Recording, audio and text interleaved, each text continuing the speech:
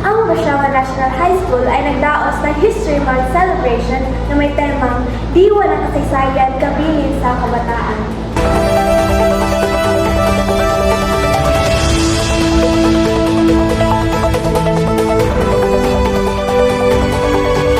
Nagsimula ito noong August 4, 2025 sa pamamagitan ng isang flag ceremony na kinapalooban ng launching program, pagbibigay kahulugan sa pagiging makabayan at trivia ukol sa buwan ng wika at ASEAN.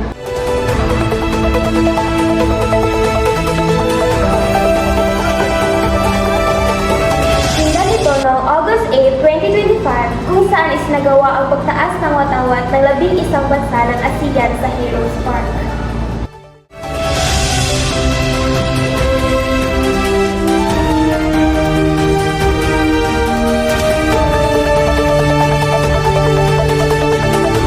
Patuloy ang kasiyahan at edukasyon noong August 15, 2025 sa pamamagitan ng modeling ng ASEAN Attire, kalakip ang paglahok ng lahat ng internet.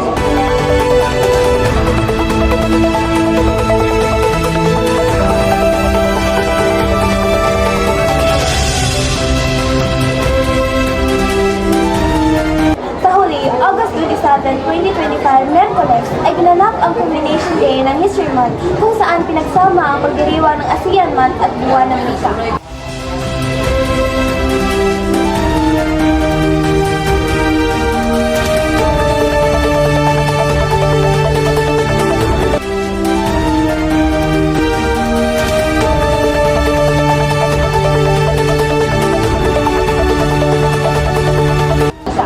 Isang patunay ng pagkakaisa at pagkakaiba-iba na pinagbubuklod ng kasaysayan.